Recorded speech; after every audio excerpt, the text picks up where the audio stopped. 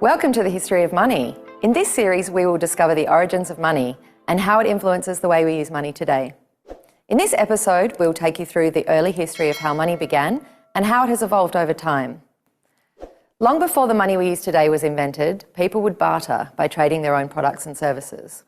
A hunter would trade his animal skins with a farmer for their grains. As long as they both had items of value and worthy of exchange, they could trade directly. Trading became more complicated as the need for a diverse range of goods provided by different makers and farmers made these exchanges more complex.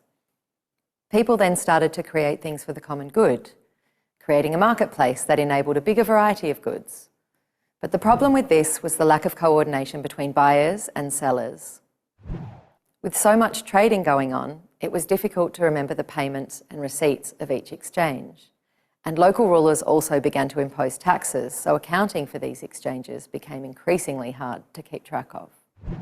A simple IOU note would have been a good solution, but instead, people started to use objects of value, such as whale's teeth or cowrie shells, as a kind of IOU. Keeping tabs or tallies of these exchanges helped create better ways of trading goods and services. Creating this intermediate step in the exchange process meant that people were free to trade with anyone, and they could even store up their purchasing power for later use of their IOU tokens. This meant that at the same time this new concept of money was created, so too was the invention of debt. Once people started using money to facilitate trade, whether in the forms of shells or feathers or whale's teeth, each type of money had its own disadvantages. Barley was heavy to carry, so not very portable or even durable. Whale's teeth are not easily divisible, so they were hard to use for smaller purchases. Shells can be picked up on any beach, so they were not exactly scarce or valuable. An interesting effect that also followed the advent of money was that having a lot of it made the owner powerful. Kings began minting coins from precious metals, marking them with an emblem that guaranteed their weight and value. Money made from different metals quickly became the medium that caused the least amount of problems. Metal money could be traded with neighbouring communities. Soon these wealthy kings realised that they could also slim down the coins or use cheaper base metals to make them more portable and vary in value. This marked the start of a concept of a debased currency, because now a coin represented a higher value than the material was actually worth. However, metallic money also came with its own set of problems. Carrying around large quantities of coins could be inconvenient and dangerous.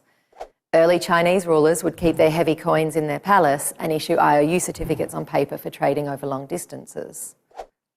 Although the paper had no intrinsic value, people trusted that it was worth what it said it was worth, and they could always exchange it for gold or silver or the coins that it represented.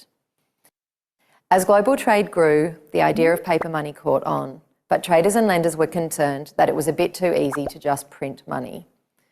Paper money then began to be linked to the value of gold, creating a standard for exchange between different currencies. Attempts to match currencies to a fixed gold standard continued for centuries, but the need for flexible exchange rates always prevailed.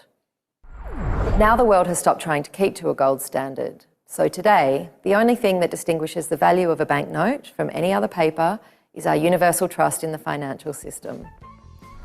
Without the evolution from teeth to silver and gold, to paper bills, we wouldn't have the post-industrial economies we have today. From using paper as money to digital bits or ones and zeros as money, we can notice a lot of the fundamental principles of trading and finance that we use today were established from these humble beginnings.